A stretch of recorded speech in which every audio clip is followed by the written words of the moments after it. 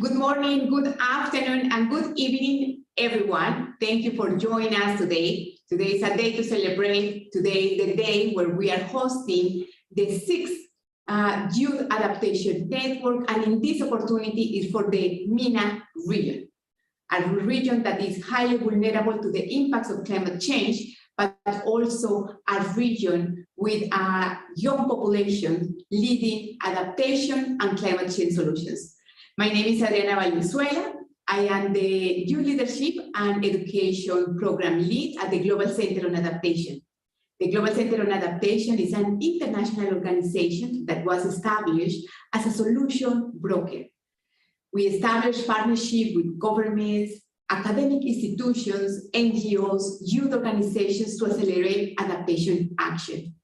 And also, GCA, through its youth leadership program, is empowering youth to implement adaptation solutions, but also to develop the knowledge and skills to act as leaders in their communities. Today, we have a very exciting agenda and special thanks to all our partners, the Arab Youth Climate Movement of Qatar, the Libya Youth Climate Council, Act Sustainable, also the Arab Youth Sustainable Development Network of Yemen, and many other organizations that are part of this effort. This event is also a preparatory event for COP27 that will be hosted by Egypt, the COP of Adaptation, and the African COP. We have a very exciting agenda. We have speakers from different countries in the MENA region. We have an intergenerational dialogue about what is needed to accelerate the adaptation agenda. Also, we will showcase some concrete adaptation solutions, and we will have a dynamic exercise to design together how a MENA region will look like in 2030, taking into account that it will be a climate resilient region and what actions are needed. Then we will start with a welcome video from the CEO of the Global Center on Adaptation, Professor Patrick Ferkoje. Then let's watch the video.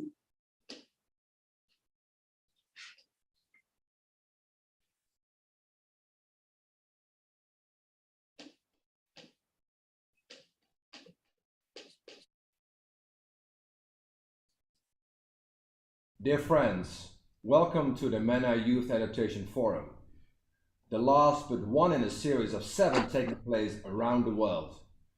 At UN climate negotiations in Bonn recently, young leaders like yourself from Qatar, Libya, Egypt, Tunisia, and the United Arab Emirates, specifically you asked for a MENA forum.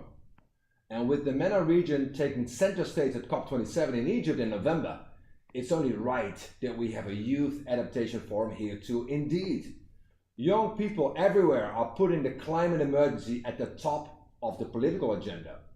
You are demanding more ambitious action, and rightly so. Because the science tells us that we need urgent and deep and bold action to avert an impending catastrophe. Mitigating global warming requires an energy revolution. But what about the climate impacts that are already posing clear and present dangers? We don't hear much about it, but Syria is, for example, is currently facing its worst drought in 70 years. Millions of people there, and for example in Iraq, are losing access to water, food and electricity because of rising temperatures, record low levels of rainfall, and as a consequence, immense drought. Mitigation might at some future point in time prevent these losses, but right now, right here, with more frequent and intense extreme weather events occurring, adaptation is the only viable response to clear and present danger. So raising the alarm over the need to mitigate is no longer enough. We need you, our young people, to bring the same energy to calling loud and clear for our action on adapting to the changes we see taking place all around us. MENA's youth population will double in size by the middle of the century to approximately 271 million. And you know, in numbers there is strength. which is why young people like yourself have an incredible potential to be drivers of climate adaptation action. And for that reason, we need to get young people involved in campaigning and working for a climate resilient world. And by doing that, we also need to create adaptation jobs and expand the economic opportunities available to young people. And that is precisely what the GCA, the Global Center on Adaptation, is doing. By promoting sustainable job creation through our Youth Adapt program, which will help to grow 10,000 youth-owned enterprises. And on top of that, we are equipping 1 million young people with the skills for climate resilient jobs. COP27 has been called the COP of adaptation. It has been called the COP for Africa. The world is looking at your region to lead on climate adaptation. It's vital that you take your seat at the conference table and have your voices heard. I wish you all the best in your deliberations. I thank you. Thank you. It's an invitation to all the participants. Also, if you want to introduce yourself using the chat function. And also I would like to mention that we have interpretation. The interpretation will be available in English, French, and Arabic. You can use the icon at the bottom that mentions interpretation and just use the channel that is required. We are also honored to have a video message, a keynote video message from the Minister of Climate Change and Environment of the United Arab Emirates. As mentioned, the MENA region is hosting two of the most important climate change conferences this year, the COP27, and next year, COP28. Let's then watch the video from the Minister of Climate Change.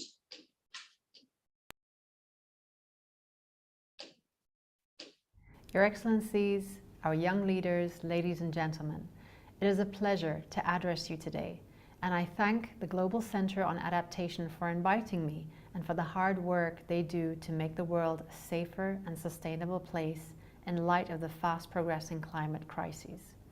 Just last week, parts of the UAE were hit by climate change-induced heavy rainfall and flash flooding that put people's lives at risk and damaged hundreds of houses and properties.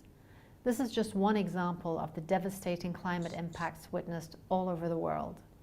This shows the importance and the urgency of driving the global goal on adaptation as a way of making us all resilient to climate change impacts. The MENA region is among the world's most vulnerable to climate change, with projections of even higher temperatures and increased water stress. Raising our region's climate adaptive capacities is a priority that can only be achieved with the help of our youth. For young people, it's personal. It's their future at stake. Their determination to be engaged in developing climate change adaptation solutions that prepare us what's to come is evident. But it's the responsibility of those at the helm to give them the opportunity to be in charge of their own future and make sure their voices are heard when charting a global roadmap to a climate-resilient future. Ladies and gentlemen, the next two COPs are taking place in the MENA region, and we are pleased to see the COP27 presidency place more emphasis on youth participation in the highly anticipated event later this year. With the UAE hosting COP28 in 2023, we are committed to ensuring a meaningful participation and inclusion of youth into decision-making processes. We will make sure young people are present at the negotiation table, side by side with our senior government officials. We believe the young generation has the right to have a say in shaping its future. We were very impressed with the level of knowledge and engagement of youth delegates at COP26 last November in Glasgow, and we expect them to show up at COP27 and COP28 with the same, if not higher, level of passion to become change agents. We have no doubt about their ability to bring fresh perspectives and insights that will add significant value to climate negotiations at the next two COPs. At COP28, we will have the first global stocktake of the Paris Agreement, and we must implement it effectively, as it will be one of our main pillars of delivery. As part of the process, we will review the global progress on the global goal on adaptation to know exactly where we stand and inform our next steps. To create a positive future for the next generation, we urge all countries to step up in the remaining time till COP28 and enhance their adaptive capacities. The UAE stands ready to collaborate with all countries to strengthen climate adaptation commitments and achieve tangible progress in implementing them. Climate action is an all-inclusive process. We need everyone on board, particularly our young leaders, if we are to succeed. I have high hopes in our young people, and I'm confident they will achieve great milestones in strengthening the global climate resilience. Together, we will be at the forefront of building a climate-safe, brighter future. Thank you.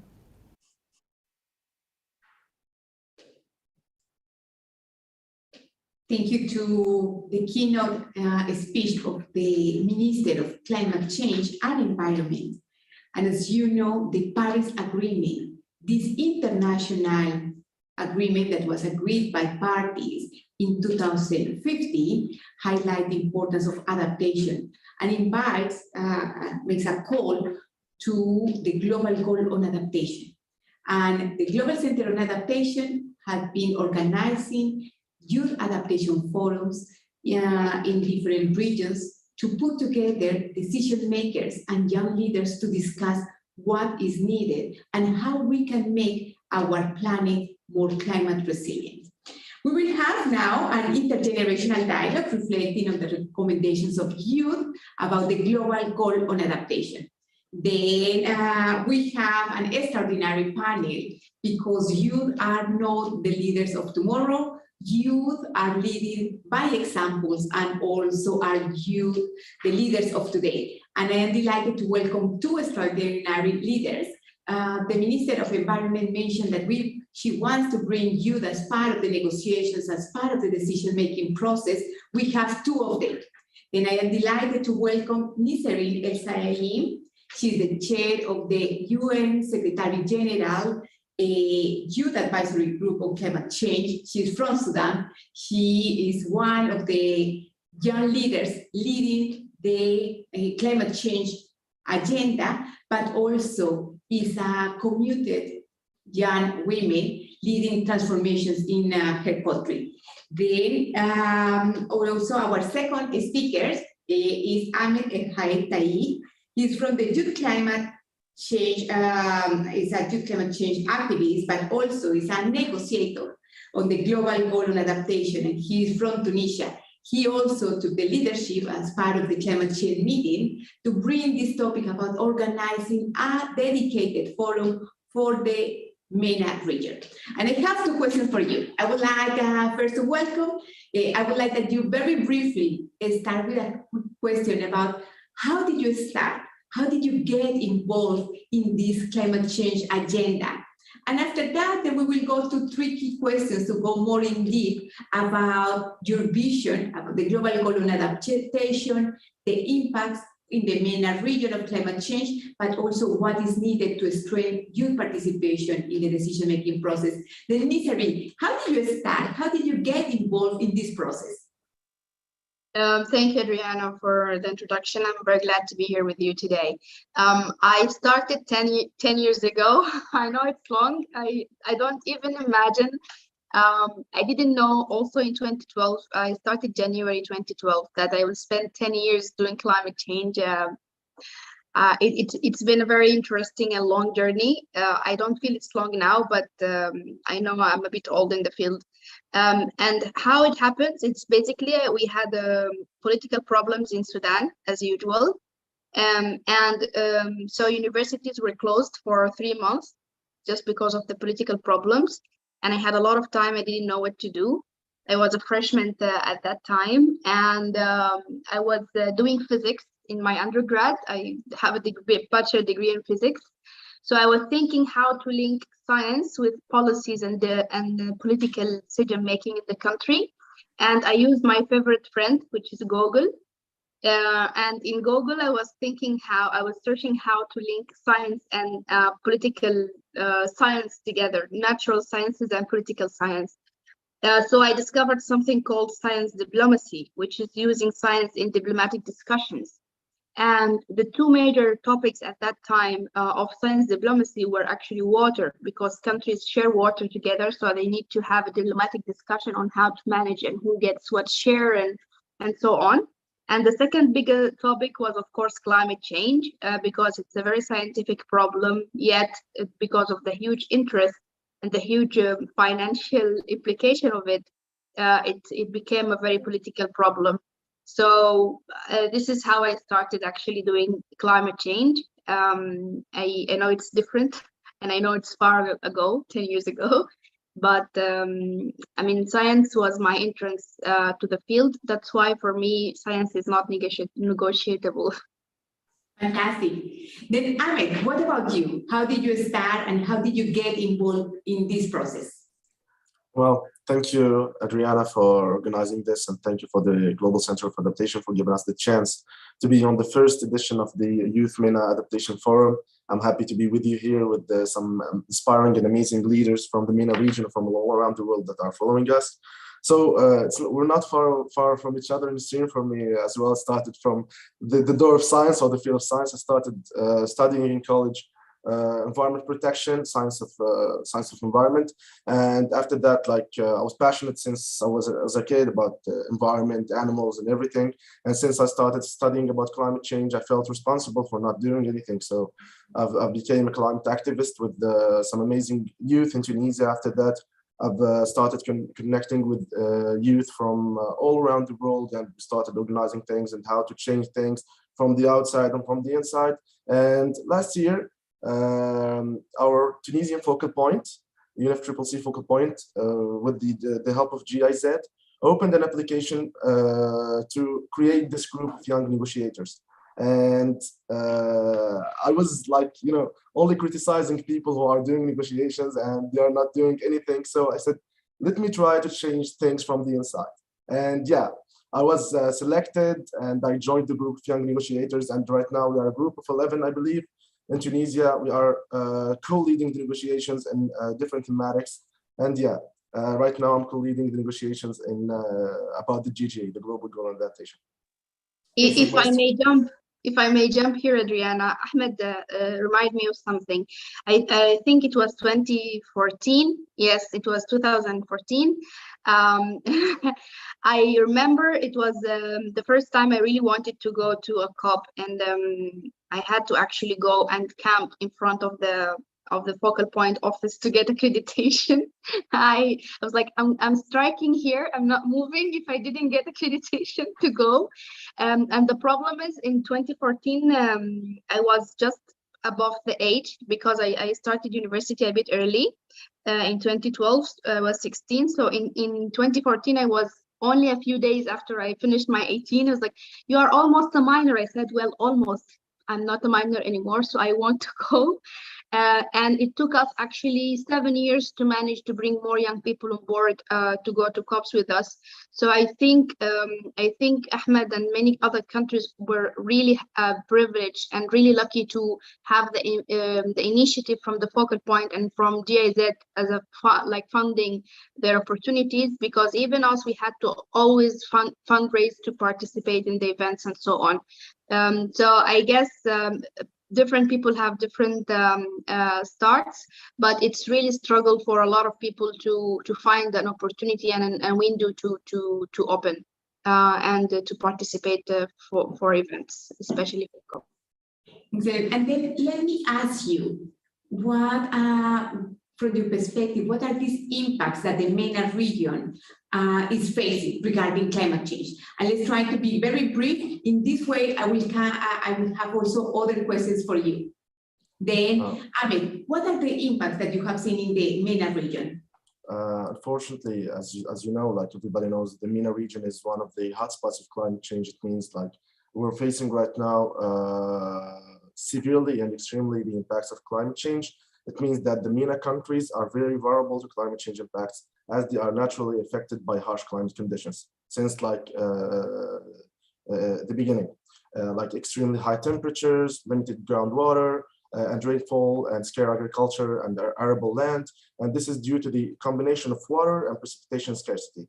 Also, the high population growth and geographic concentration of the population. This is the most water-stressed area in the world, as you know, and climate change has already been observed in the region and is expected to accelerate and intensify in the near future, amplifying those stressors already at play. And evidence collected by the Intergovernmental Panel on Climate Change, the IPCC, indeed confirms an overall warming process, both in terms of annual and seasonal average temperatures. The number of days with heat waves right now and the drop of precipitation in recent decades in North Africa, although definitely with some geographical variation and differences, which cannot be explained by natural variability. The region is also predicted to experience future drying trends and temperature increasing at a faster rate than the global land average, not only in terms of annual and seasonal average, but also in terms of heat waves. In other words, this region, which plays the host to extensive semi-arid and desert temperatures and to water crisis and chronic shortages. And the consequences, unfortunately, are likely to be severe in the next few years, and not only for the economic activities, but also for health and human life. According to a recent study in 2018, even if global warming is limited to 2 degrees Celsius, and this is mentioned in the one of the goals of the Paris Agreement, unfortunately, the heat stress mortality risk for people aged over 65 is estimated to increase by 3 to 7 times by 2100. And we're talking here about the objective of the Paris Agreement, which is 2 degrees Celsius. Also, the MENA countries are also particularly vulnerable to sea level rise, as you know.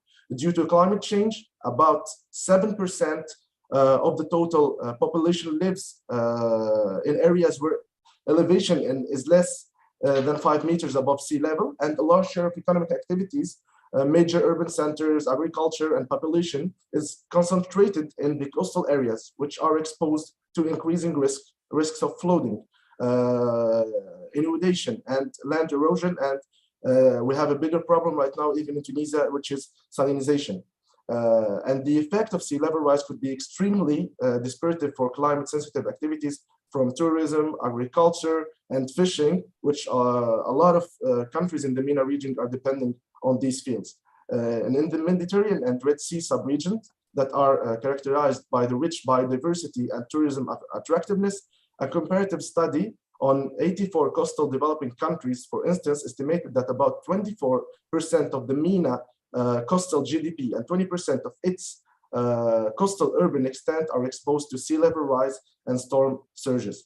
And this is what's happening right now in the MENA region, unfortunately, due to climate change impacts. Excellent. Thanks a lot, Ahmed. And Mr. Erin, from your side, what other climate change impact have you seen in the MENA region? I think Ahmed summarized most of it, but I just want to add 2 things. First of all, the impacts of climate change are 2 parts. One is climatic, and this is what most of Ahmed mentioned, like the heat wave, like the rain and the raise of the sea level, and etc. But the most important and the one we don't really focus a lot on is the non-climatic factor, which is mostly the social factor. The last year and even the next year, I will be very much focusing on two very important synergies, which is climate, peace, and security, and how climate change is impacting human security and its relations to conflicts over natural resources, but also how shifting to renewable energy might actually reduce the conflicts, because most of the oil and gas industry goes to weapons. So for me, climate change, peace, and security, and thank you, Lily, because she wrote to me in the on the comments that she saw me speaking about the linkages. which is something not a lot of people talk about, on how climate change contribute to conflicts. And as coming from a country that not very much stable as Sudan, I know that climate change really impacts people double, because they don't have a governance structure. There is not a lot of policies in place, and even if there is a lot of policies, we don't find finance for it, because they say you don't have a government, for example, or you have a lot of corruption, for example. The non-climatic factor are really impacting people, and I think we need to do a bit more search on them, like poverty, like lack of policies, and lack of management, because you cannot manage what you cannot predict, and climate change is very much unpredictable. Thank you. And then now let's move a bit more to talk about making this connection about the impacts and the connection with people. What are the challenges that you have faced, you have, to participate in the adaptation agenda and in the decision-making process? And I will suggest that you have brief responses to go also to the other questions. Then Amit. So as I was saying, like, to be honest, before the initiatives of the focal point, I would say the Ministry of Environment, there was not like a big contribution or big participation of youth inside the Tunisian delegation. And I always wondered why, like, and I've seen, like, in delegations, there are few youth, but the most are experts, are senior experts. There's no big participation of youth inside negotiations room. And I was saying, this is our future. We are the ones who are being impacted for climate change. We need to be there. We need to defend ourselves. We need to talk, and we need to defend future generations. And after my first participation at COP26, and I had like this opportunity, which I'm really grateful to participate as a part of the Tunisian delegation and to be inside the negotiation sessions, defending my country, defending my group, defending the MENA region, the African group, defending the youth of the whole world, trying to speak, trying to contribute in advancing the climate negotiations, because it's really not easy. It's really hard process in trying to advance, trying to push further, trying to push for concrete actions. As you know, we are really talking, but we are not walking the talk, unfortunately. And this is what I try to do. I try to be inside the system. I try to change. And definitely, if other, let's say, delegation insisted on including youth inside the delegation, it's going to be a huge win, because youth, they don't have any, like, let's say, lobbies or any political backgrounds. They will be there for the cause.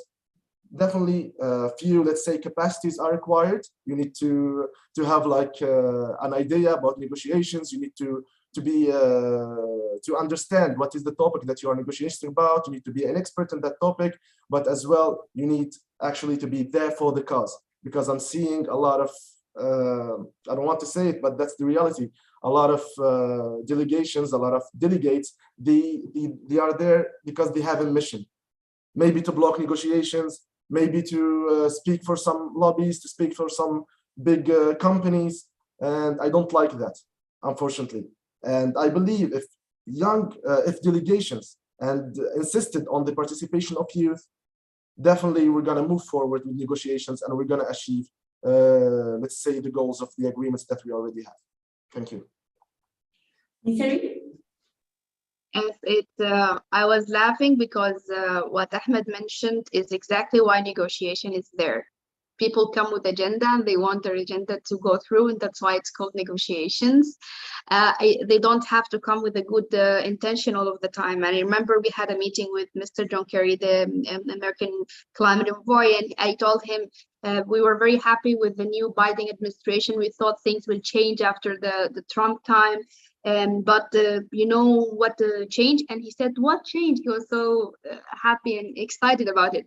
I said, instead of the American delegation says, well, unfortunately, we cannot accept this. Now they say, well, unfortunately, we cannot accept this. So they don't accept it in both cases, but it was with a very bad look before in the Trump, and now it's with a smile and very happy faces. But the position in the actual negotiation did not change much, and this is a bit disappointing. But I think my main problem is the opposite to what also Ahmed mentioned, is actually youth washing. I am very grateful for all of the opportunities I get and a lot of people get, young people I mean, but we did a recording for all of the youth participation since the Earth Summit in Rio. And unfortunately, we noticed that they always do the same pattern. They invite one young person to speak to the panel. And normally this young person has to look different than the other panelists. So sometimes I get invited to panels just because I'm African and I'm a female, I'm a Muslim and I'm a young person, and they normally have all white men panels. Unfortunately, it's improving because we have more young people coming on board, but it's lose the legitimacy of the participation of young people. We are not there as a decoration or just to diverse the panels or diverse the negotiation. We are there because we really have a technical capacities. We have brains that works and we can actually contribute to the negotiation process. And I'm sure that Youngos did more submissions than most of the actual countries and actual parties to the UNFCCC. I know because I was part of many of their submissions in the past, and I'm sure that they continue submitting on agenda items. So we really we're working on inclusion of young people. Now we need to work on meaningful inclusion of young people. There is a lot of delegations that have young people in their delegation, but they are either invited to listen only, so they cannot contribute, or they give them like a secretariat mission of writing notes or printing papers or something, and they don't give them the lead to take the negotiation to the next step and stuff like this. So for me, avoiding youth washing and having a real actual meaningful participation of young people is something we really need to work on. And I'm grateful that this is the next step. First of all, we're talking about youth participation. Now we're talking about meaningful youth participation. But I hope it doesn't take as long as it took us to have youth participation in the first place. Fantastic.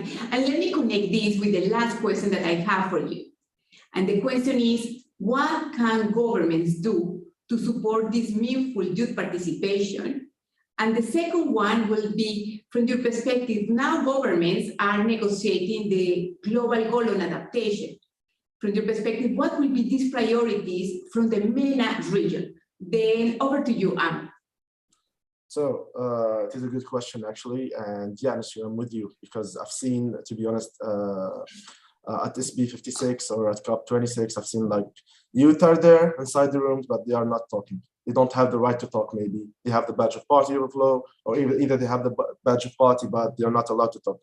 It's not the case for us in the Tunisian delegation, because to be honest, they provided for us capacity building. We've been like in 2 severe sessions of training to, to increase our capacities and to be ready for negotiations and to know what are the priorities for the group, for the African group, or for our country. I believe the first thing that governments and country leaders should do is to believe in the youth, to know that they have the capacities to be there. They need to be there, and to select the youth, not just to put the youth there as a decor. They are there. We are supporting youth, and this enters inside the youth watching that Nasreen mentioned. Unfortunately, I hate that so much because a lot of governments and entities, let's say, organizations as well, are using the youth. Yes, we are welcoming the youth, we are supporting the youth, but they don't give the right for the youth to express themselves. The first thing is to believe in the youth, to believe in the need of the youth. They have brains, they can think, they have maybe like let's say enlightening ideas and added value to be added inside the negotiations room and outside of the negotiations room as well. And the second thing is to provide capacity building, because you cannot send the youth there without just go and do the negotiations. Now, you need like to provide capacity building, provide trainings, and you need to be with them, to encourage them, you need to talk with them, you need to listen to them, to their ideas, because it is really important to have this debate, let's say. Maybe we don't share the same ideas, the same thoughts with the seniors or with the older generation, but it is really important to have this debate. It is really important to listen to each other, because we're gonna teach them things and we're gonna learn things from them. And this is the main idea. I'm not like saying, let's remove or delete the older generation and just be youth inside negotiations room. No, this is wrong. We need like to be youth, experts, senior leaders. We need to, after all, we are all there for a reason. And if we have like the good intention, definitely we'll reach something. I've been talking about GGA, and I'm really happy that after 7 years, since COP28 in Paris, 2015, finally, we are talking about GGA, the Global Goal on Adaptation. And it is really important, especially for, let's say, as a climate student, I know I don't want to say it is really important just for the MENA region, because what I'm witnessing right now and what I'm seeing, that climate adaptation is a necessity in all the countries of the world. You know, you're seeing the heat waves right now in Europe, you're seeing the droughts in the UAE, you're seeing the fires in California, you're seeing the water scarcity problems in the MENA region, we're seeing everything. So adaptation is a necessity for the whole countries, for all the countries of the world. And a lot of countries, especially developed countries, needs to understand this, because I've been inside negotiations room. I won't talk about the drama, I won't talk about the background, the coulisses, but I'm gonna say things are not moving that much. You know, a lot of countries are not with adaptation. It needs to take more time, and right now they're focusing on mitigation. No, we need to focus on mitigation, and we need to focus on adaptation at the same time. And it is really essential to work on adaptation. We don't have time. Climate change is hitting us as much as it can, and if we don't act, we're gonna lose everything in a tip of finger. You know. Thank you. Exactly. Nisreen, over to you. Thank you. I think there is something we don't talk a lot about also. You asked, Adriana, how can government help the participation of young people? And as a Sudanese, I say having a government in the first place is a good thing, because we don't have a government since October, unfortunately. And I'm talking about this is because this is the case in many of the least developed countries and many of the African countries. The most vulnerable countries to climate change are the countries that doesn't have democracies and the countries that doesn't have good governance structure. I think also climate governance is very important, because then even if you have access to finance, even if you have policies for adapting with climate change, if you don't have strong institutes to actually implement these policies and to actually manage the projects that you get for adaptation or the finance you get, it will be very, very hard. So starting from the local level of the neighborhood or the village and moving into bigger at the national level is very important to speak about climate governance specifically, even if you didn't talk about good governance in general.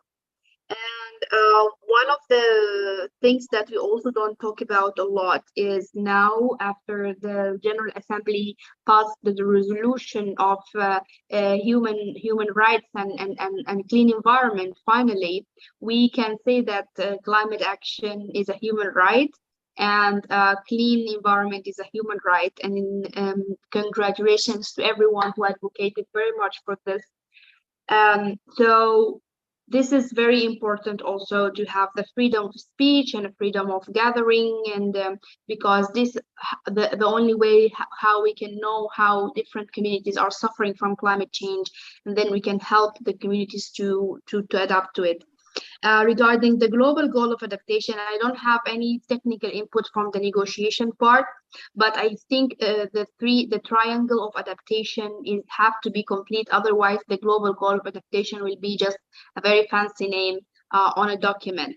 which is, first of all, how is this adaptation is going to address the needs of the different communities specifically, because we are not talking about macro level, we are talking about very micro level, because every community have very specific needs and very specific addressing to these needs. Secondly, financing these adaptations plans. And I remember the language in COP26 in Glasgow changed from the 100 billion to a trillion. And then after that, the Ukraine war happened, and then the language of trillion stopped at all. And I remember the G7 meeting and the G20 meeting, both of them were very disappointing regarding financing climate change. Climate adaptation actually, and climate mitigation. And the third pillar will be the mitigation itself, because the communities and the world and the environment and the planet will reach a point where there is nothing to be adapted to, and we will reach a point of total collapsing. So it's not enough to do adaptation to the climate change, because more emissions, more severe climate change will be, and then we will have to change all of our adaptation plans to manage this severity until we reach the breakout point where there is nothing to be adapted to, and it's total loss. And I hope we don't reach this point. So we have to have this triangle together, otherwise it will be just a fancy name. Before we go, Adrian, I'm sorry for taking long. I remember the Minister of Environment and Climate Change of UAE talked about global stock take. And this is a very important, because we really need to see how are we going to integrate the outcomes of this global stock take to the negotiation session, and then to translate it to an actions, whether it's finance, whether it's more reporting on transparency, etc., etc. And I think young people can lead this on like showing the road to UNFCCC and different parties on how to integrate global stock take within the actual negotiation process. Thank you very much. Fantastic. Thank you very much for these reflections, and also for your leadership as young change makers, but also as negotiators.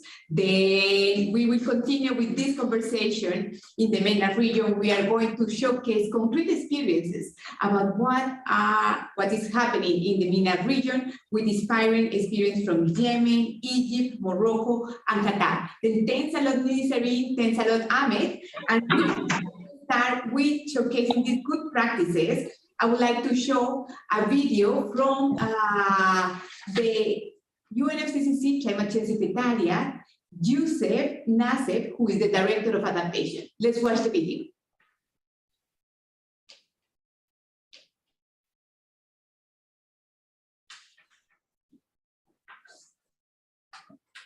Good afternoon, good morning, good evening. I'm very happy to be addressing the youth constituency on climate change and on the specific issue of adaptation and on what the global goal on adaptation should entail. Now, at the outset, allow me to apologize on behalf of all adults for the situation that we and our predecessors over the past 200 years have put the youth in this strange situation where you are the first generation to endure the impacts of climate change, but yet the last generation to be able to solve the problem.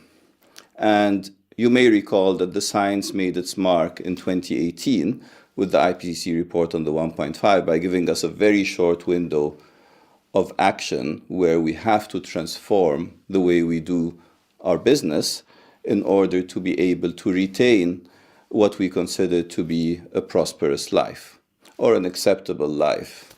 And we are now in peril of even extinction. Now, how can you help, and how can the climate process help with visioning such a desirable future where we do not have to worry about climate change perils or other ecological disasters, and on the contrary, move into an abundant, sustainable environment and mindset? Now, you know that our negotiating process has identified goals for mitigation well below 2 degrees, preferably 1.5. We have objectives for funding, the 100 billion, and there will be a new number for 2025. And we are still to articulate what kind of vision we want for adaptation and resilience. And this is really important for us to now get the input from the main stakeholders of the future, the youth. What is it that you would like to see in terms of a future mindset that would prioritize resilience, that would prioritize sustainability? It's not just a climate change thing. It's climate change and biodiversity and nature stewardship and equity across the world. How can we do that? We'd like to know how you would define the tenets of such a desirable future. Now, this also reflects what kinds of values do we want to instill in the world? What kind of learning would then make us depart from the standard educational system that prioritizes extractive economies at the expense of regenerative economies? And within the coming 2 years, we will have a work stream, the Global Goal on Adaptation, where we will have 8 different workshops where inputs from all external entities are welcome. And I look forward to the youth constituency presenting very strongly their own input, insights, aspirations, visions to help us take the right decisions internationally and nationally and subnationally to move our societies to that aspirational world that guarantees all these positive values that define what it means to be permanently sustainable, to be permanently resilient, to have moved towards that regenerative lifestyle to which we all aspire. Thank you very much. And now we will move to another exciting part of this agenda, because youth are implementing solutions. Then I want to welcome 4 of our panelists. We have 4 experience, one from Yemen, Egypt, Morocco, and Qatar. We have Amina Bentali, she's environmentalist and also trainer in sustainable development in Yemen. We have Abdallah Ahmad Afifi, who is the focal point for the Conference of Youth that this year will be celebrating the 17th Conference of Youth and will be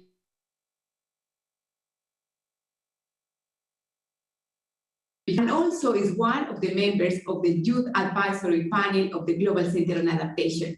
And we have also Nishat Shafi from the Arab Youth Climate Movement in Qatar, and one also of the leaders mobilizing adaptation and climate change solutions. Welcome to this panel.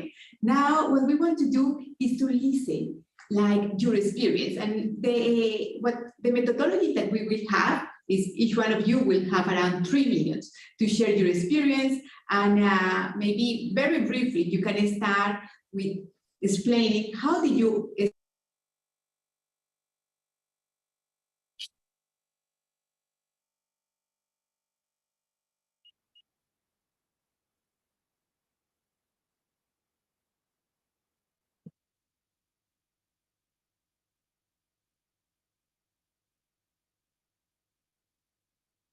Did we lose Adriana? Yeah, we just did. Yes, Yeah. unfortunately. I think we can start with the round of introduction until she is here. Okay, I can start. Yep. So yeah, hello everyone. My name is Abdallah Ahmad Afifi. I'm the COP28 National Focal Point, and I'm here representing Act Sustainable, which is a social enterprise based in Egypt, working in the field of climate change and raising awareness. We are also the host for local COI Egypt, and also one of the 5 organizations that is working on the COP28, which is the Conference of Youth that's going to take place in Sharm el-Sheikh this year before the COP by 3 days. Yeah, I'm now based in Germany. I have my master's degree. I have exams after 2 days, and I'm just here because yeah, I want to always express experience to the young leaders around the MENA region, and I'm really glad that we could succeed to make this MENA forum happen. And I just like recall before Adriana was here, it was just an idea between the 4 of us in SP last June, and now we are here live doing it. And yeah, thank you so much. Maybe Amina? Yes. Thank you. Assalamu alaikum, everyone. My name is Amina bin Talib. I'm from Yemen. I am a social entrepreneur. I will tell you today about my project. It's considered one of the adaptation projects or sustainable projects. It's the plastic bricks. It's related to the waste management and recycling field. What I want to tell you about is, or why this idea happened. It's because, especially in vulnerable and development countries like Yemen, we really need to do some sustainable solutions to reduce the emissions or to do some solutions for the adaptation, because unlike the mitigation, there is no one single universal metric so can capture all the adaptation across the countries. So regarding to my project, before I started, I asked myself a question: how can I do resilient solution in my country? And this is the advice that I want to give to anyone who has innovations idea or any idea that can help the environment or to reduce or reduce from the climate change actions. Is always think about the resilience part of your ideas or your solution, and how this can affect the long-term adaptation goal. Thank you. Fantastic. Then, Abdullah, please. Yeah, I just help you with this part. So I start my introduction, and now it's Amina's turn, and maybe we can go to Manal. I'm helping. Super. Thank you, Abdullah, for helping, and good luck for your exams. This has been my first year in university, and it's just been a disaster. So like, I know how it feels. But hi, everyone. My name is Manal. I'm 18. This is my first year in university. I am a climate activist. I'm based in Morocco, and currently I'm involved in 3 solutions. So I'll try to be quick. But before talking about the solutions I'm implementing, I wanted to just quickly say how I started in climate action. So I started in 2016 when I was 13, but I was aware of climate change way before when I was 10. And so we had a science class in school. I was back then in primary school, and we studied what is climate change. We studied all of those fancy words like carbon neutrality, greenhouse emissions, sea rising level. But the only thing that we didn't study at the time, we studied the concept, the scientific concept, but the only thing that we didn't study at the time was that climate change was already happening. And so our teacher didn't say that I will be affected. Our teacher didn't say climate change is taking out lives and economies around the world. And then when I was 13, like 3 years afterwards, I also went to my favorite friend, Google, like Nisreen. And I was asked to do a research project within the school, which was part of the curriculum about any environmental issue. And I wanted to do something special because everybody was doing pollution. I was like, no, I want to stand out. And I did climate change. And then that was when I realized that climate change is already happening. And what frustrated me the most is, first, the fact that I am the most impacted as a young person. And second, that people are not doing enough about it. Like, imagine we have enough science, enough data, enough statistics, but still nobody's doing anything. Well, nobody's not doing enough about it. And at the time, it was even worse. There wasn't as much policies, there wasn't as much work, but right now, like, we're doing progress. And so I decided back then to involve myself in climate action through different organizations. And right now, I'm still involved in like pretty much 6 organizations right now, but I will talk mainly about 3. The first one is the African Youth Climate Hub that I started with in 2019. What we do in the African Youth Climate Hub is that it's an initiative. It's a platform for young people from all over Africa, and especially from North Africa. Well, the Middle East is also included, but not highlighted as much as North Africa, because we're from Morocco and Morocco is in North Africa.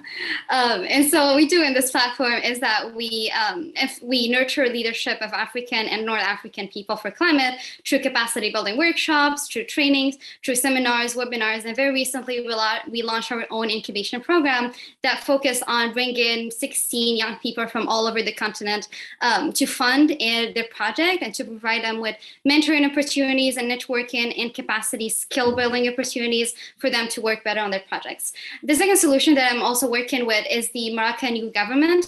I've been working previously as a project manager, but right now I'm in my capacity as an advisor.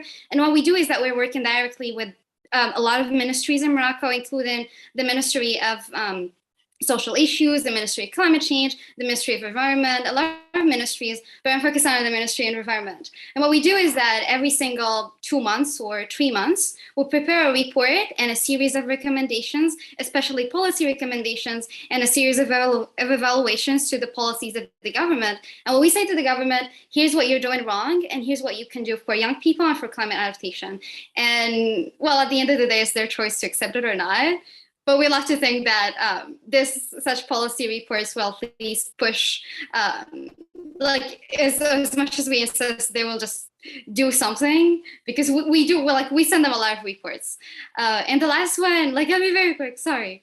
The last one is a project that I'm currently implementing in my personal capacity. I started it 2 months ago, and it's about women for climate, because women in my community, or like at least in my region, are very involved in agriculture. And agriculture has been very impacted by droughts and by a lot of climate change impacts. And so this project is focusing on, I just started this, so like it's still in conceptual early implementation phase, and it's focusing on how to empower these women with tools to make sure that they can adapt and mitigate climate change impacts in their community in relation with the intersection between gender inequalities and climate change.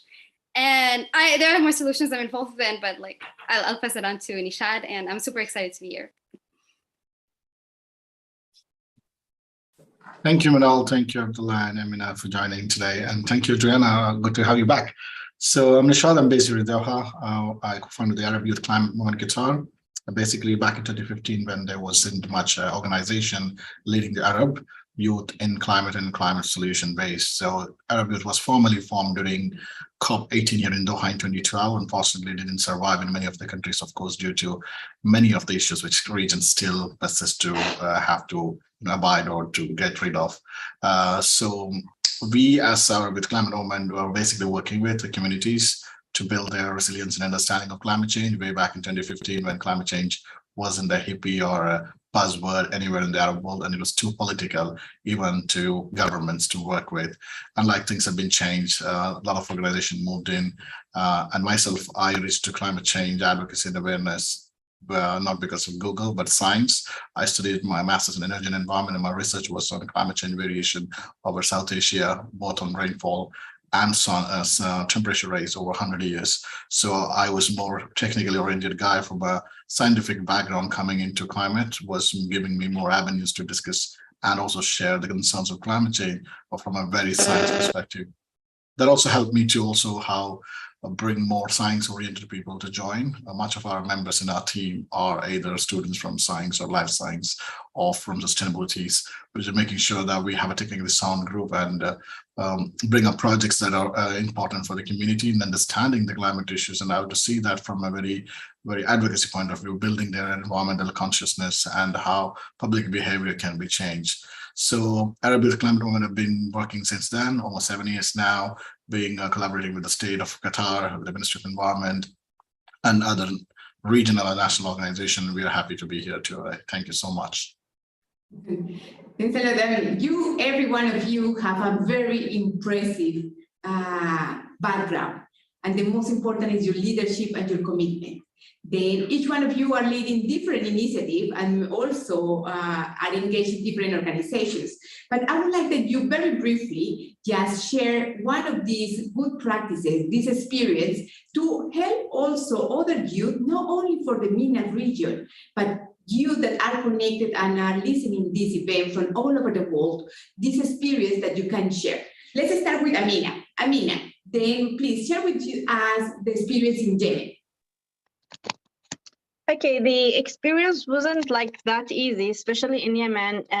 We have some circumstances because of the conflict and the war. So when you start talking about the environment and the climate change or any solution in this field, people don't accept it very easily because they're telling you, we want like food, we want security, we want health. We are not like in the position that we can talk about these things. They consider it as luxury things. So it is hard to advocate in this side or raise awareness or to talk about any recycling projects because they need another kind of projects like food security or things like this.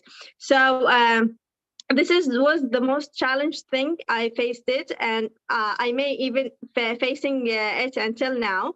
But the good thing is we are trying to use the project in things that people needed, like, for example, lanterns in rural areas. Here in Yemen, many places in the rural areas, they don't have lanterns in their houses. So we are trying to building lanterns in this bricks, and also to help women and engaged women, especially for them. Like, for example, we are trying to do a midwifery clinics in these areas that they don't have enough health care. So this is how the community will accept the project, and also will accept the climate change and environmental field. Fantastic. I think very important points, the empowerment of young women, and also the land use. Then, Ahmed, now share with us the plans for the COP28, and also how it is a plan to bring together young people from all over the world and prepare them for the climate change conference, but also for action on the ground. Over to you, Ahmed.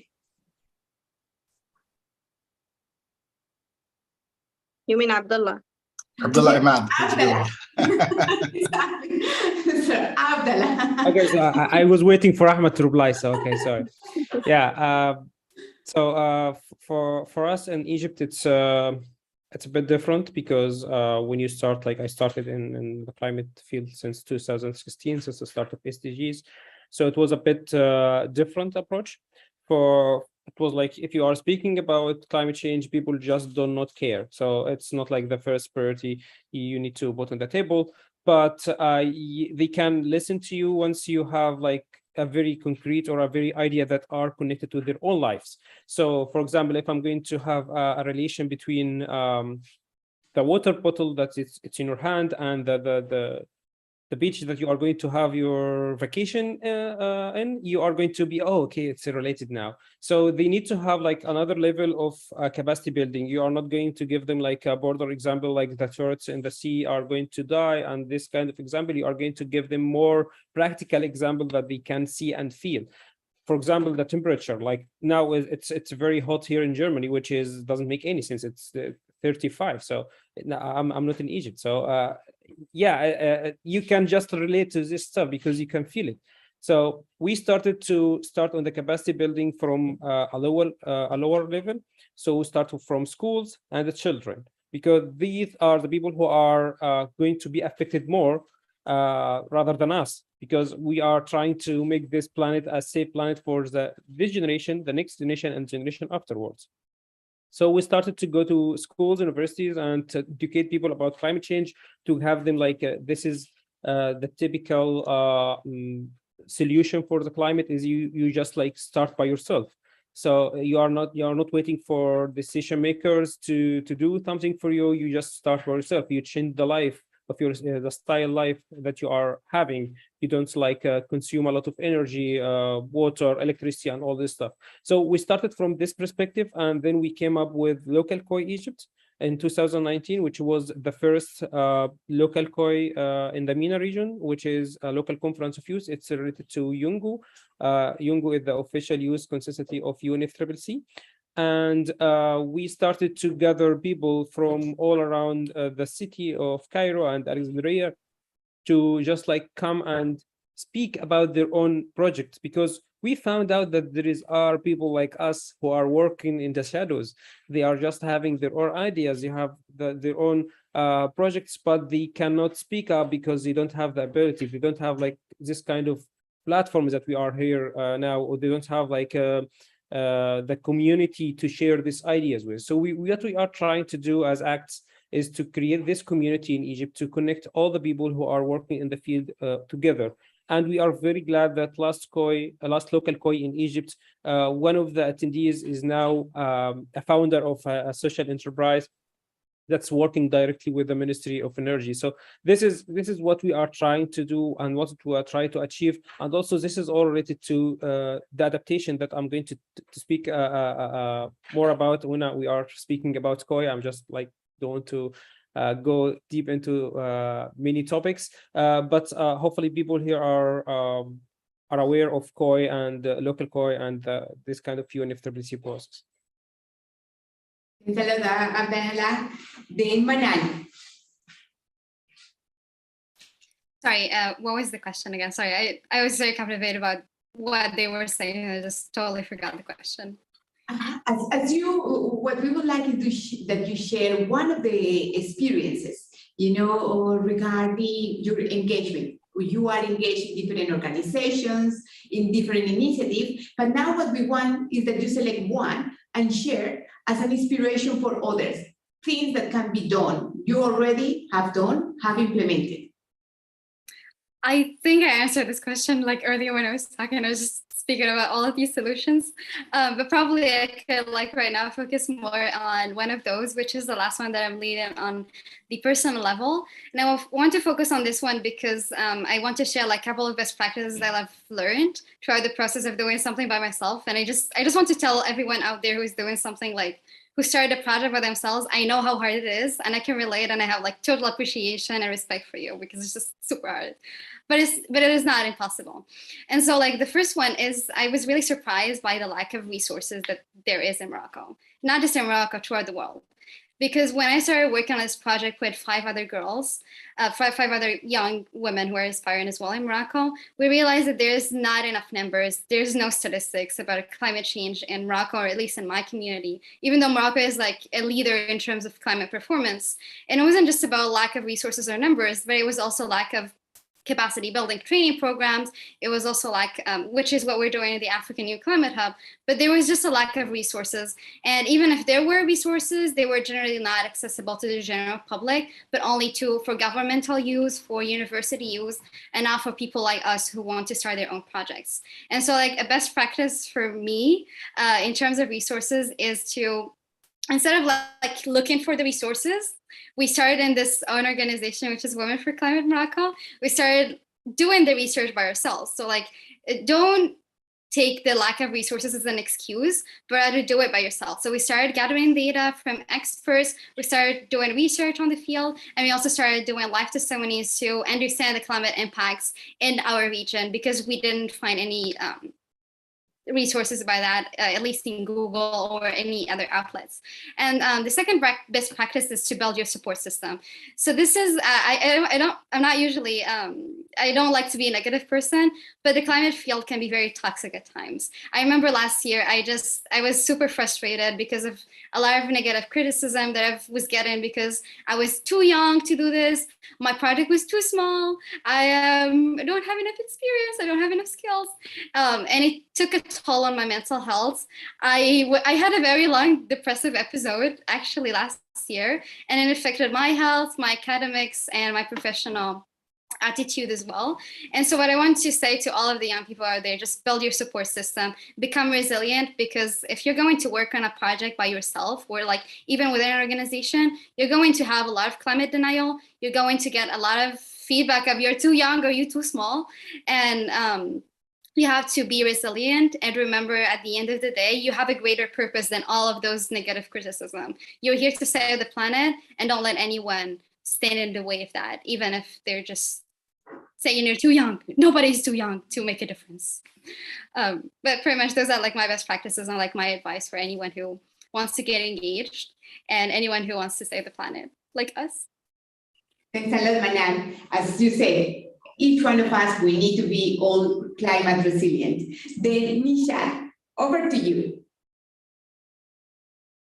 Thank you. I have no words. Great stories from my colleagues here. So I would just share how we have been working with the community here. Some of our recent projects was to actually build the resilience of the community, how we can build that knowledge. Ahmed mentioned, or Abdullah also mentioned, that the awareness within the community still lack beyond the fancy word of climate change. What is resilience, what is climate adaptation, what is mitigation are still very at a very early stages to many of the community members. So how to bring those things to limelight, how to see some of the idea was to how we can bring that at a very fast pace, which part of the community we target. So which is schools, how we can bring young people aware more on the impacts of climate change, where exactly it is coming from. And so that way we introduced a program called Measuring Your Carbon Footprint Initiative. It was a desktop-based or computer or online-based initiative where people will have to find out their day-to-day activities, and we wanted to find how much is their carbon footprint on their day-to-day activities. So we collaborated with the Ministry of Education and Ministry of Health to look at the two big spheres. What happens, because the questions included a set of questions from daily activities, from your travel, the food, the waste generated, etc. And the idea was to look at how young people see those on day-to-day basis, because how the impact of individual also contribute to climate change and what they can do. And it is not to individually blame or shame anybody based on their carbon footprint, but to give the sort of a taste how a climate change impacts or the footprint associated with climate change has to where it comes from. So if it is your food, if it is your power consumption, if it is travel, just imagine the amount from the energy industry as such, or fossil fuel industries. We just wanted to give that sort of comparative and also introduce them to the topic, why we have to build a very climate-friendly food system, food networks, climate-friendly travel options, climate-friendly energy systems. So the project was in a way well received. More than 2,000 students took part. The initiative is still running. We're going to have an award events to school, which actually run the project one time and reduce the emission after finding out that that school had so much of emission coming from their day-to-day activities of the students. So this generated a lot of vibe. The Ministry of Education want to see what are the education modalities of this project.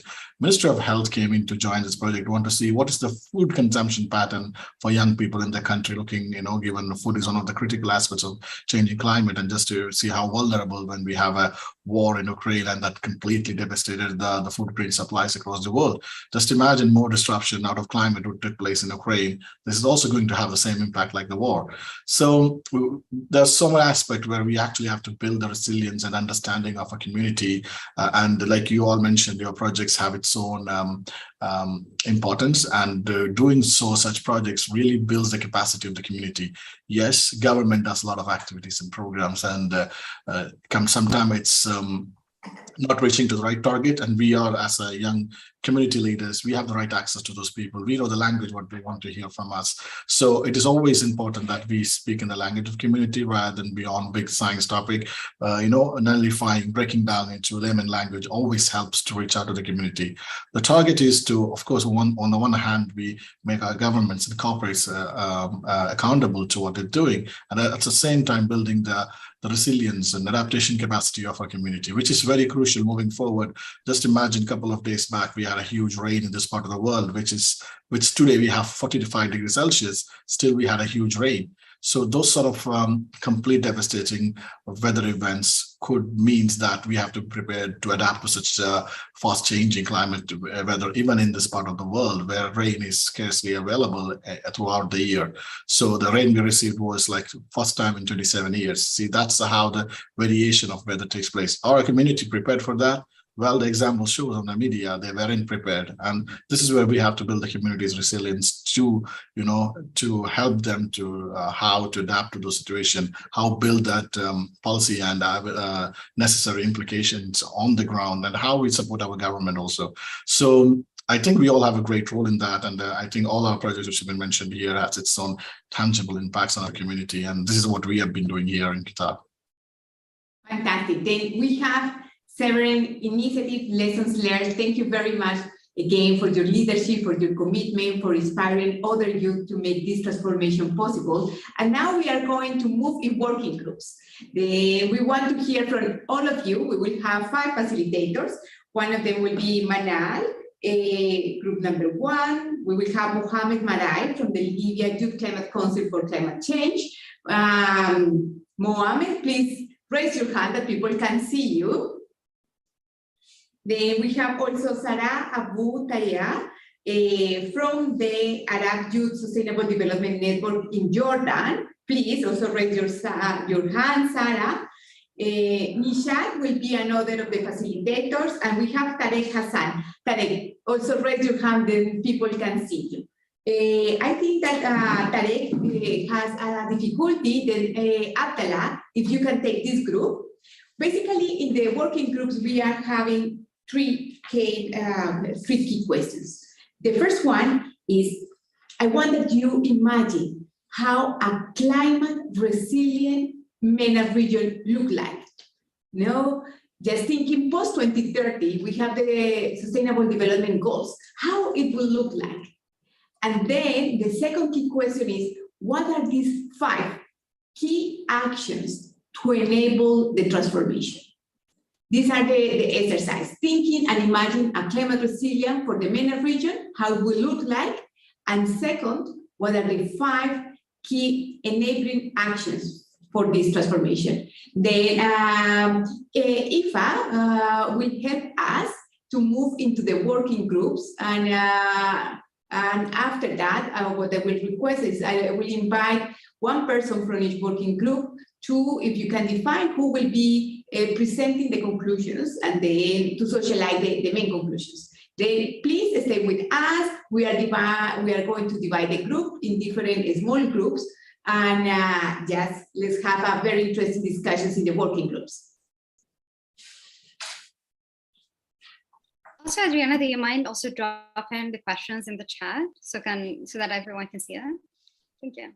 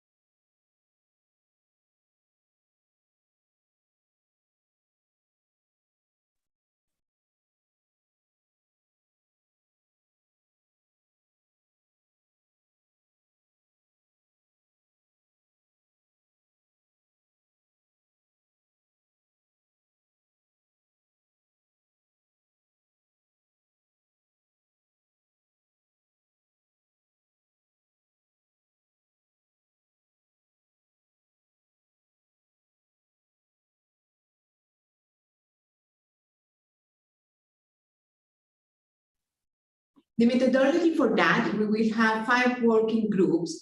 What I suggest is that you select one of the group from 1 to 5, and then just go directly to one of the working groups. And the working group you can select in the bottom. Then if you go to the bottom, you will have the possibility to select a working group and join the conversation in the working group.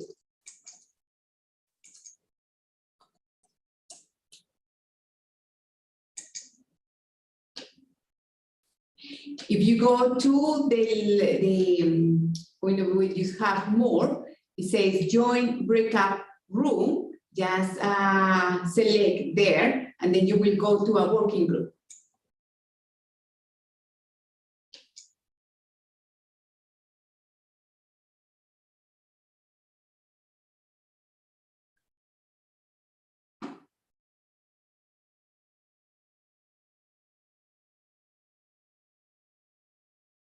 I see still we have many participants in this group that will be moderated by Atala. Then just go to the join breakout room and select one group over there.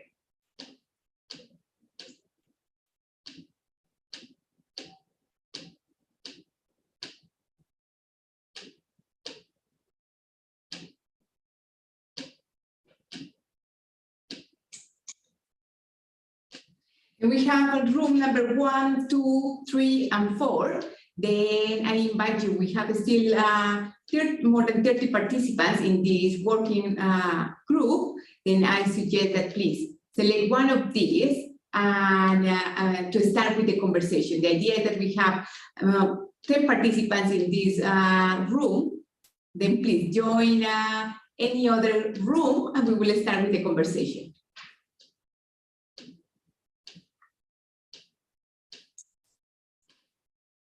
Then over to you, Abdallah, if you want to start with the conversation in this working group. Okay, thank you, Adriana. And I think the questions are now in the chat. Can everyone see the questions? Okay, so this is not a discussion, like a panel discussion. So I need like to be, I need you to be interactive with me. So if you feel free to open your camera so I can like see the people who are brainstorming with me.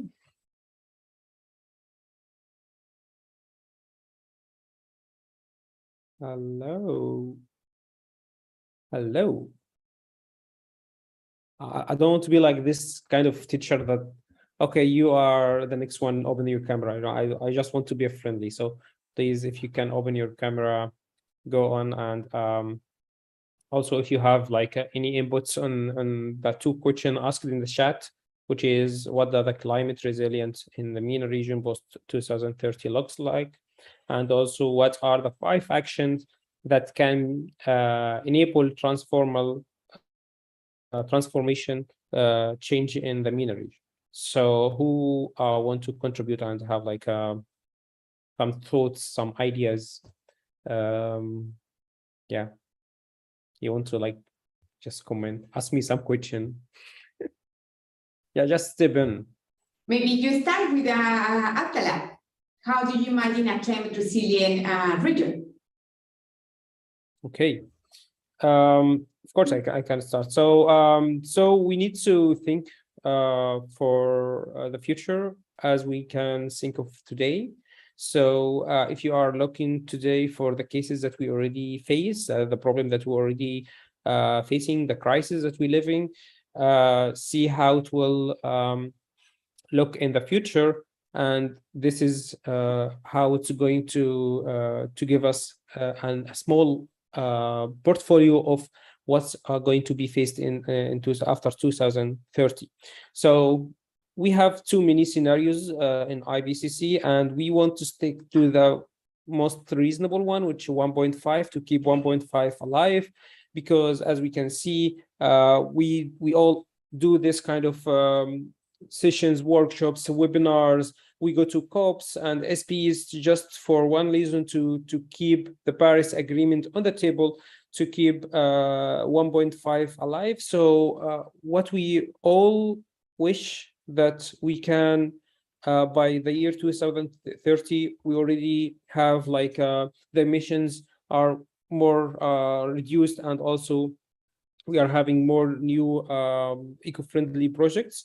So how can we do this? By empowering youth that are working in the field of climate change, by giving them the opportunity and the space to start their own projects that relate to the climate field, and also to help new companies, and also the existing companies, the big companies, that they are, because they are in the industrial field, they make a lot of pollution during the production phase. So we need to help them to go green, to have this, just transition. So it's going to be just transition. After a while, you just need to stop using fossil fuel and start to use renewable energy resources.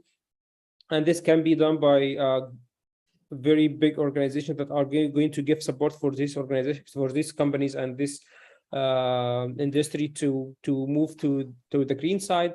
Also, we can do as youth put a pressure on our governments and decision makers by telling them, okay, this is our future. We cannot like stay like bare hands and just wait until everything is done. We need to start making an action by ourselves.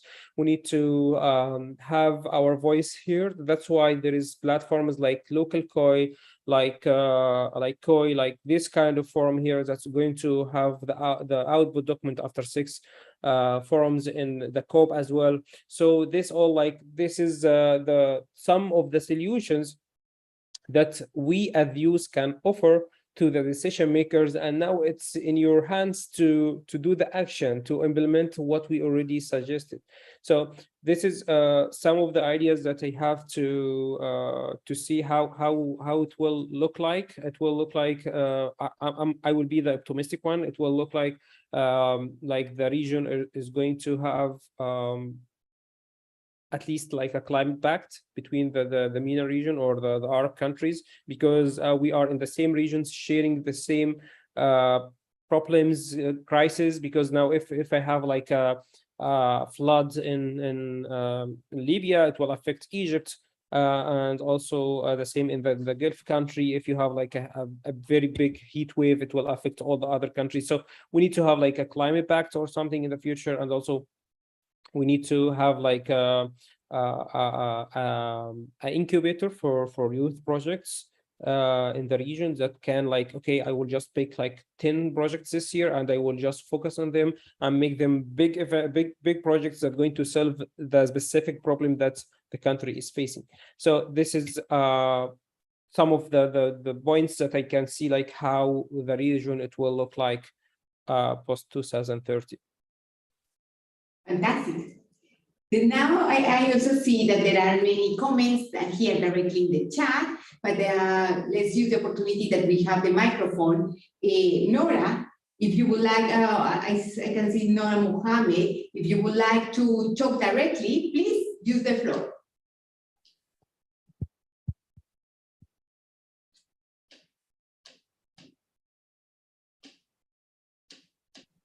Also guys, there is a interpretation, so if you want to speak in Arabic, لو عاوز تحكي بالعربي تتكلم عادي، مفيش مشكلة. There's someone who are going to translate, so no worries if you have like this language barrier thing.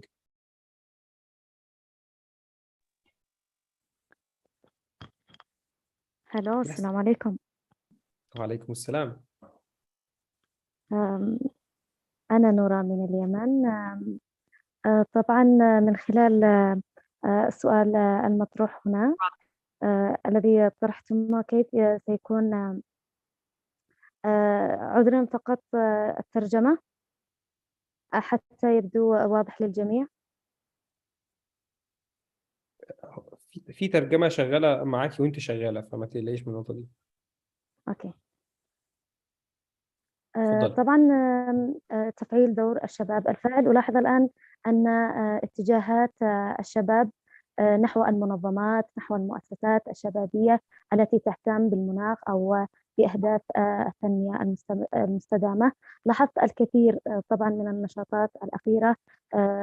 كنت ألاحظ تقريبا في فلسطين، وهذا ما جعلني أشعر بالسعادة الشديدة. كذلك في اليمن وفي ليبيا، كذلك وجود مؤسسة تعنى بالتنمية المستدامة هنا في اليمن، كذلك تناقش أحد أهداف التنمية المستدامة من ضمنها المناخ كذلك، وتعريف الناس بمخاطر أو بالمخاطر التي قد تلحق بالمناخ جراء ما يقوم به الناس من ممارسات خاطئة وغيرها، ومما يؤدي إلى مخاطر كبيرة على الناس منها الاحتباس الحراري وغيره. جميل ما يقوم به الأخوة هنا.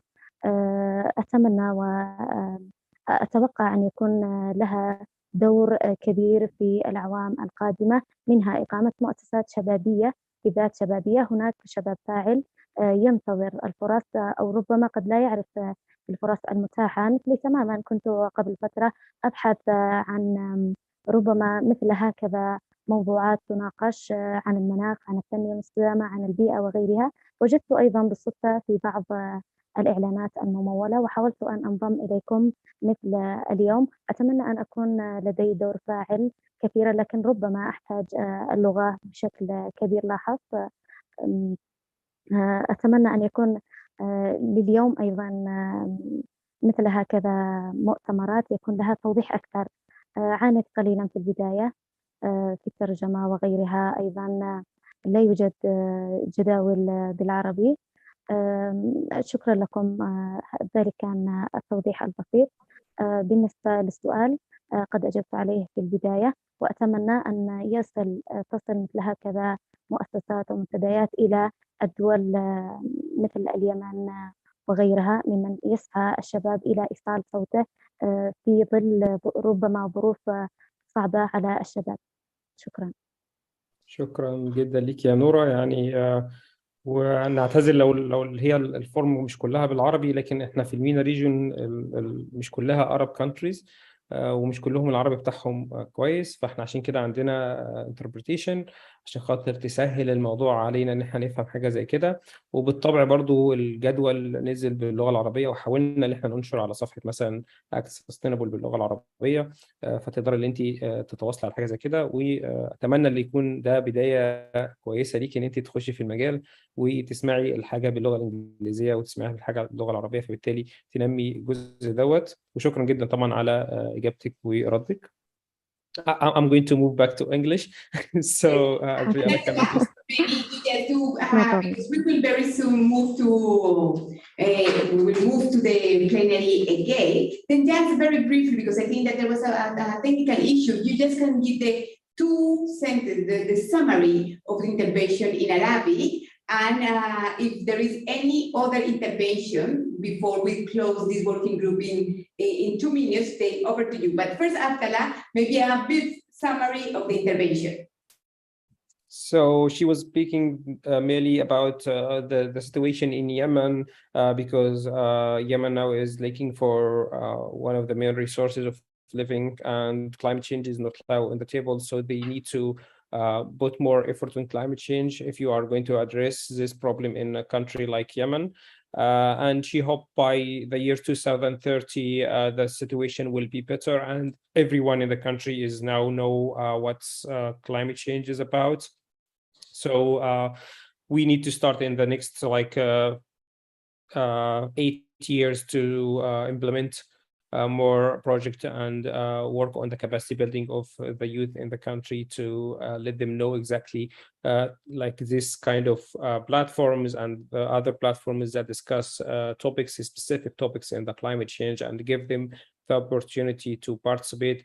And she was also speaking that why there is nothing in Arabic in the MENA region, and I explained that to her that we already published in our page, for example, in Egypt Acts in the Arabic language for the Arabic audience, of course, but we cannot guarantee that all the people in the MENA region are going to understand Arabic, so we have like the interpretation here to help us. So this is in brief what she mentioned.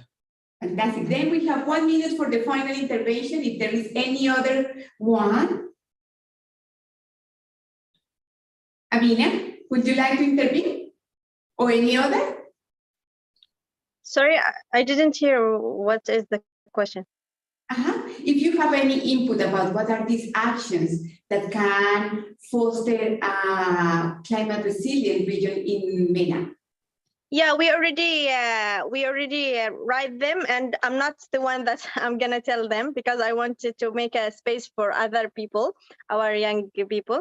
So I think one of the girls in our group, she's gonna take it. Her name is Watan. Fantastic. Then now we will invite everyone to return back to the plenary just to share some of the insights. Then basically what I will do is call the different groups. You can do a 1 minute summary about the discussion. Then now group number 1, please go ahead. This is embarrassing, actually. Well, there were so much ideas and we didn't have enough time to cover both questions. So we only covered the first one, and I'll just quickly share my screen here. But I wanted to say to all the participants who were involved in breakout room 1, we were amazing. And I really was inspired by your thinking and your perspectives about climate. And so we only answered the first question, sorry. But we had live experiences in terms of climate activism with UNDP, UN institutions, climate science, climate education, also Yale. But the general overview was, in terms of agriculture, was to invest more in carbon sequestration, to reduce global warming and carbon emissions, and also to preserve the soil. And as well, agriculture could leave, if it is not sustainable, it could leave a lot of impacts on the weather and climate conditions that could get worse. Also in the MENA region, we should have more greener landscapes and balance economy, especially in terms of circular economy that was mentioned by Lojane afterwards, which is here. So implementing circular economy and linking climate activism with entrepreneurship, sorry for the typos here, and also creating job opportunities that was also mentioned here, creating job opportunities, career opportunities, education opportunities that are linked to climate, and also economic cooperation between a lot of countries for economic stability and as well political stability, I believe. And lastly, there was more investment in renewable energies, which is probably like mostly energy transition, and investing in technology within the field. And what else? Encouraging young people to work within this, encouraging young people for climate in general. Sorry, I'm speaking so fast. But this is mostly what we've discussed. Again, I would have wished we had more time because it's been so great to listen to a lot of great perspectives from Pakistan, from Yemen, from Iraq, from Jordan, from other parts of the world. Thank you. Fantastic. Thanks a lot, Manal. Then the group number 2. For the group number 2, I would give the place to Watam from Sudan to speak about what we had. We all answered all the questions, and it was really a pleasure to meet all of them. Hi, everyone. Can you hear me properly? Yes. Okay, so in our group, we had 3 questions that we had discussions for. The first one is, what are youth priorities in the MENA region for the global goal on adaptation?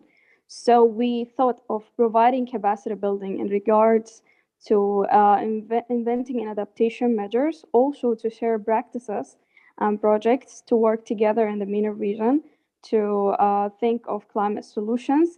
And thirdly is to find means of funding to help implementing these projects.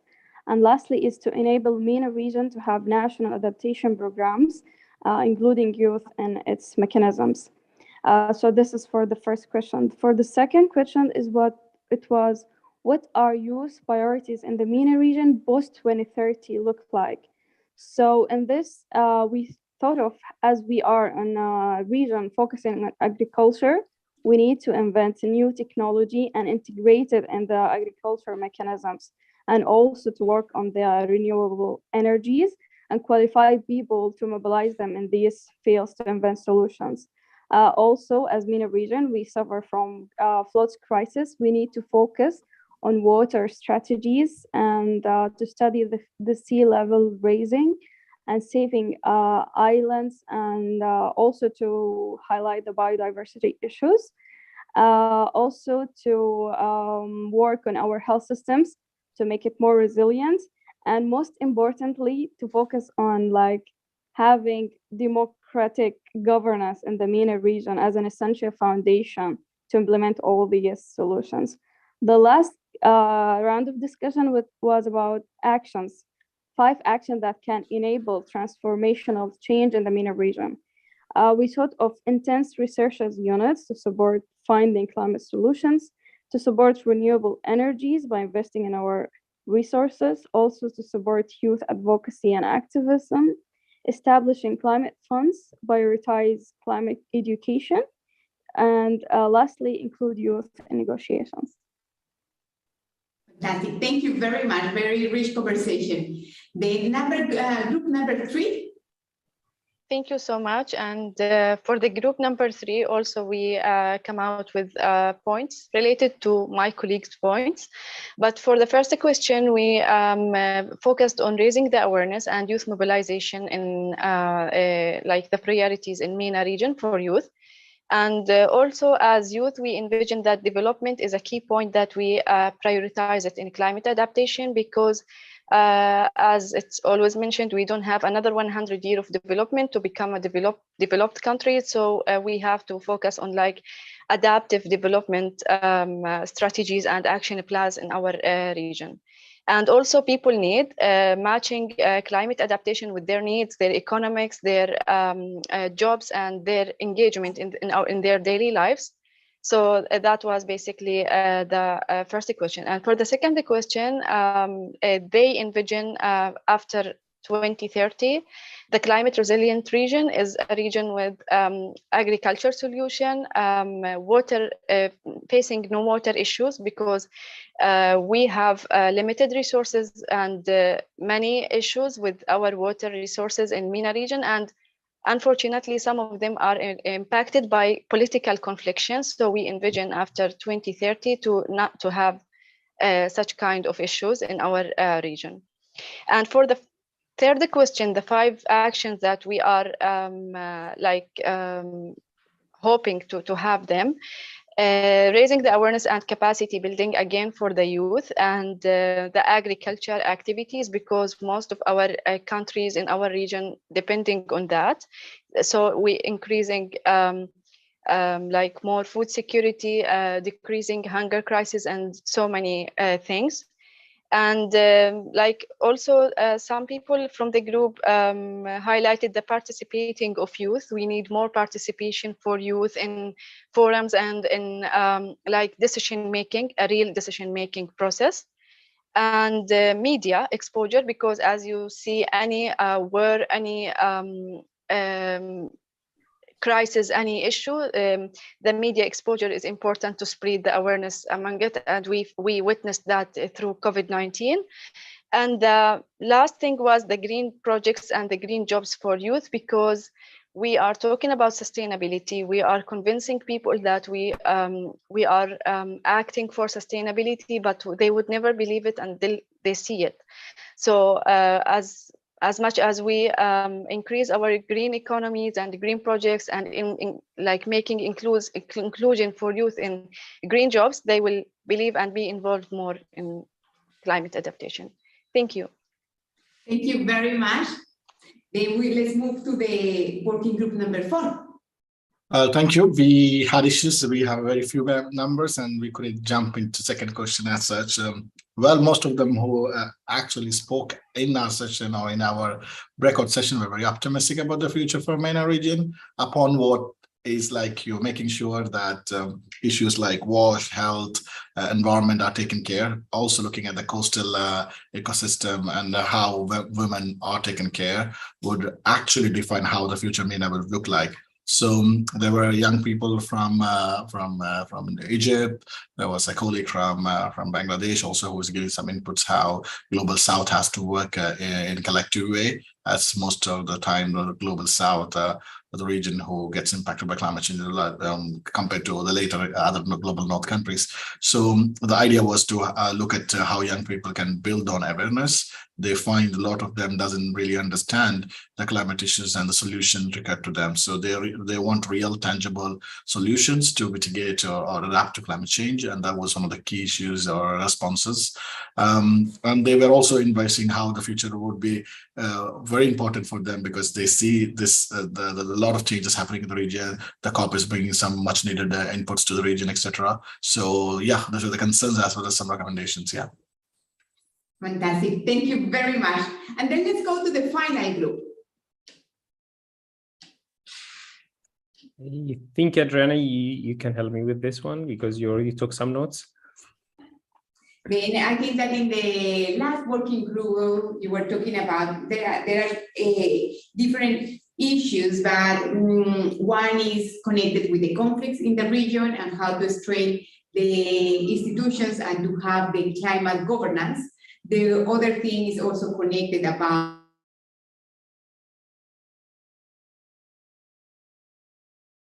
also it was highlighted like how the MENA region will be, that there is a period of time to concrete action in the next 8 years, and also connecting with the renewable energy. I think that there will be many others that will be part of the recording, but with this I want to close.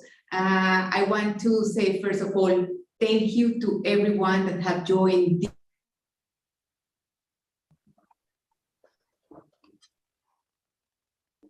Cheers for your sharing your experience, your also your views, and especially also your call to action, a call to action to invest in youth development and in youth initiative.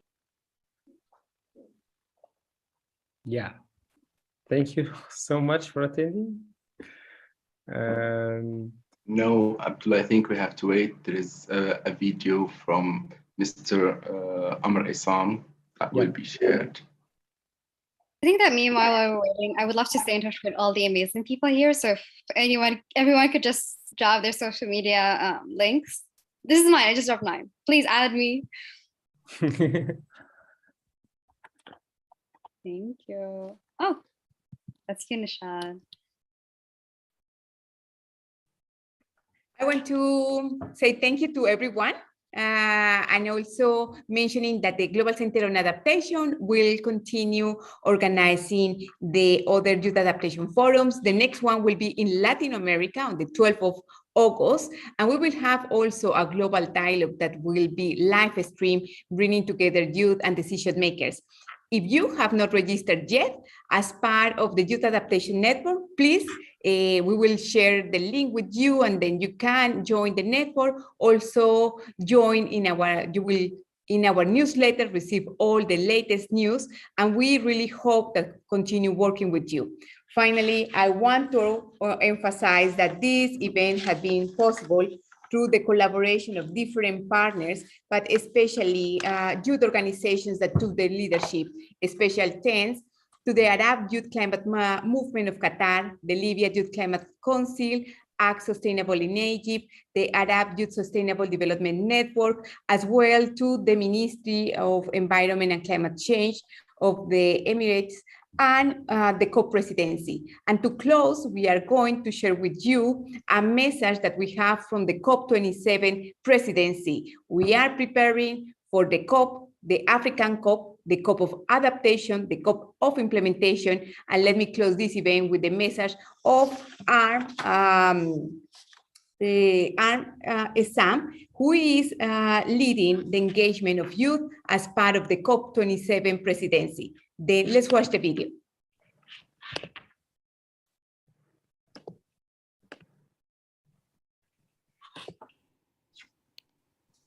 Distinguished participants, colleagues, friends, and inspiring young people. I'm pleased to speak to you today on behalf of Egypt's incoming presidency of COP27, taking place next November in the city of Sharm el-Sheikh. Let me at the outset thank and congratulate Global Center on Adaptation.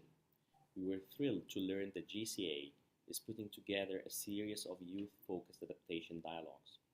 We are further thrilled that these dialogues started from Africa and trotted the globe to conclude with young people from Latin America and the Caribbean. And in this vein, the COP27 presidency is looking forward to the Global Youth Adaptation Summit to be held in the city of Rotterdam, 3rd and 4th September 2022. Distinguished participants, our meeting today comes weeks after the release of the 6th Assessment IPCC Working Group 2 report on impacts, adaptation, vulnerabilities, described by the UN Secretary General as an atlas of human suffering. The message is very clear, and indeed we need to feel alarmed and deeply concerned that we are significantly off track, and that the window of opportunity is rapidly closing.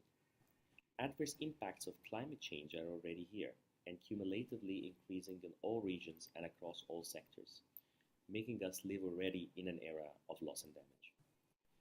Latin America and the Caribbean region are among the strongly affected. Some progress is made on adaptation, but it is furthest from enough. Time is running out, resources are dismal, and adaptation limits are fastly approaching. Sharm el-Sheikh is expected to be the COP of implementation.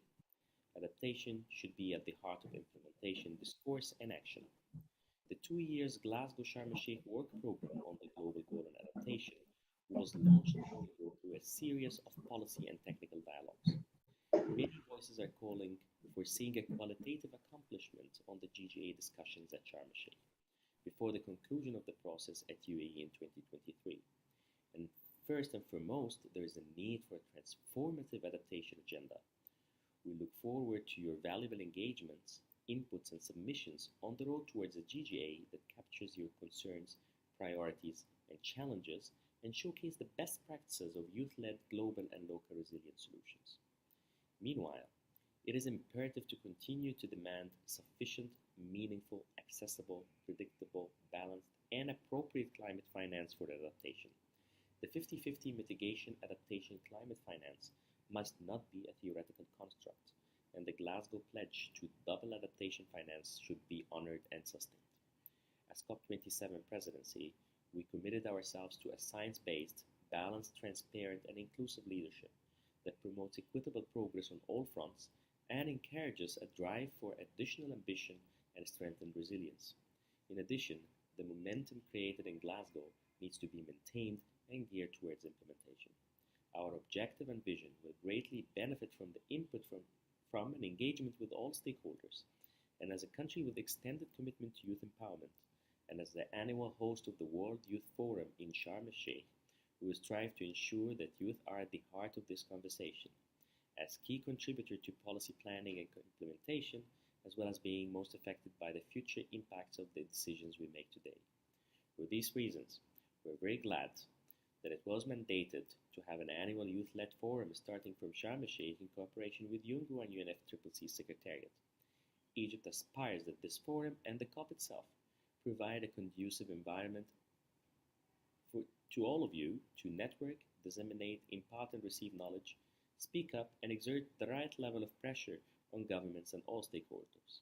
I say this while looking forward to recurrent and dynamic conversations with you before, during, and after Sharm el-Sheikh. I thank you.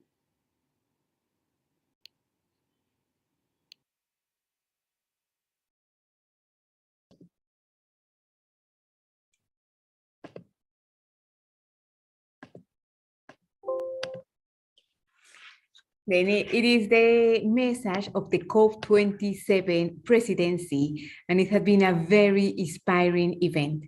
All of you, you are change makers, you are leading transformation, and what our key message is that we really need you. We need your passion, we need your energy, we need your creativity. We have a unique opportunity. We are living in a climate crisis, but also is the opportunity to build together a climate resilient future. And we need you to be leading this process. And I hope that it is our first Youth Adaptation Dialogue, but it's just the beginning of a multiple initiatives that we are going to implement together. The Global Center on Adaptation will launch a toolkit for youth on adaptation and leadership, and will be available in English, French, and Arabic, and we will launch this at COP27. Then we look forward to continue working with you. I want to invite everyone to turn on the camera and to take a family photo to remember this moment when we host together the first Youth Adaptation Forum for the MENA region. And also thank you for the leadership of Mohamed, Nishet, Abdallah, and Ahmed, who make possible this initiative. You came with the idea to host this event during the European Youth Forum, and now it is possible. And it is an idea. If you have an idea, if you have a dream, you need to bring this together and work hard and establish partnership to make it possible. Then please, I can see that we have some cameras on, also special thanks to our interpreters and also to the GCA team for making this event possible.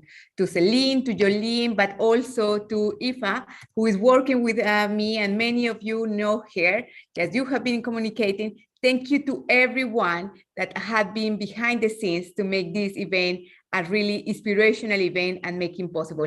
Then a big smile, please, all of you.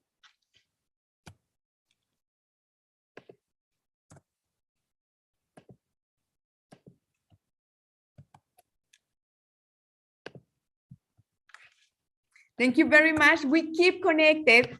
Thank you for your excellent participation. Have an excellent day. Thank you so much, everyone. Thank you, Adriana. Bye.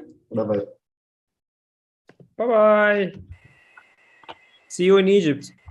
See you in Egypt. Yeah, see you in Egypt. Yeah. You will be hosting us, Abdallah. You will Yeah, be the next one he needs hosting to. the conference there. There will be like a free ride to the pyramids, no worries. Okay. Looking forward to seeing our host. And then we will have a COP17, also a conversation about the dialogue, and that these results can be presented there as well at COP17 and also at the COP. yeah, sure, we can continue working there. Fantastic. Bye-bye.